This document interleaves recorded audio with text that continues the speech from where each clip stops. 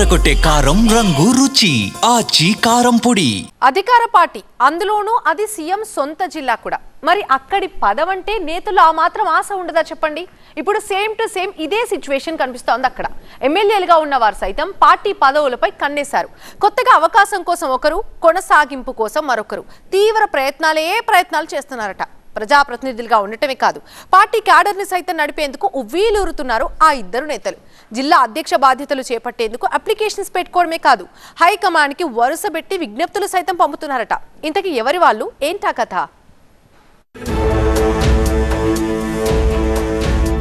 పాలమూరు కాంగ్రెస్ లో పదవుల పందేరం. ఒక్క పదవి, ఇద్దరు ఎమ్మెల్యేలు. దీపం ఉండగానే ఇల్లు చక్కబెట్టుకుంటున్నారా? జిల్లా పగ్గాల కోసం ఉవ్విళ్ళూరుతున్న నేతలు.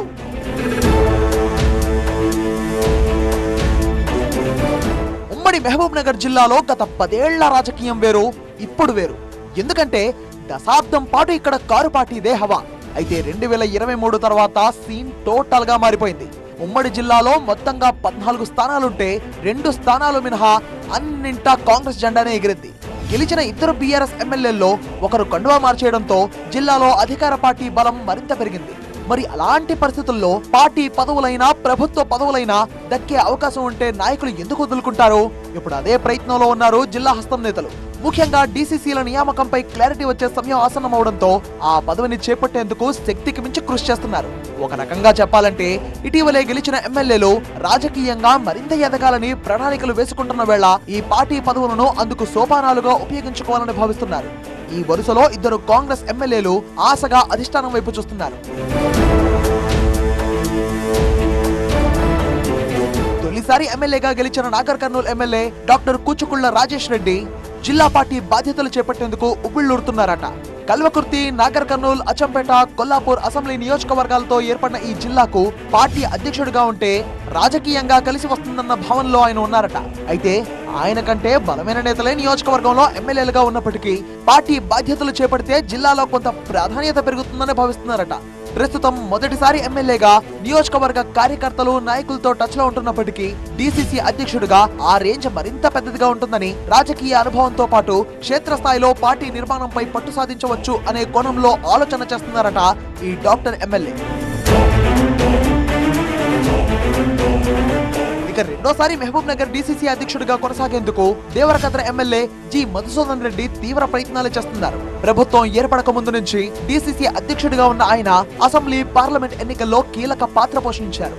ఉమ్మడి జిల్లాలోనే కీలకమైన మహబూబ్ నగర్, జడ్చర్ల, దేవరకద్ర నియోజకవర్గాలను కలిపే జిల్లా కావడంతో డీసీసీ పదవికి అదే స్థాయిలో ప్రాధాన్యత ఉంటుంది. ఎమ్మెల్యే మధుసూదన్ రెడ్డికి క్షేత్రస్థాయిలో పార్టీ నాయకులు, కార్యకర్తలు నిర్మాణంపై పట్టు ఉండడంతో స్థానిక సంస్థల ఎన్నికలకు ఆయన అనుభవం కలిసి వస్తుందని పార్టీ సైతం భావిస్తుందట. మరోసారి డీసీసీ బాధ్యతల కోసం ఆయన కూడా దరఖాస్తు చేసుకోవడంతో ఆ విజ్ఞప్తిని పార్టీ పెద్దలు ఎంతవరకు యాక్సెప్ట్ చేస్తారు అన్నదే ఆసక్తి రేపుతోంది. పదవిని చేజారనివ్వద్దు అనుకుంటున్న ఎమ్మెల్యే జీఎంఆర్ ప్లాన్ వర్కౌట్ అవుతుందా లేదా అన్నదే తెలియాల్సి ఉంది.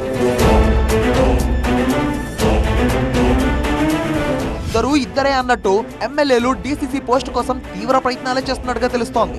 రాష్ట్రం మొదలు ఢిల్లీ స్థాయిలో పార్టీ పెద్దలందరినీ ప్రసన్నం చేసుకునే పనిలో ఉన్నారట ఇద్దరు నేతలు.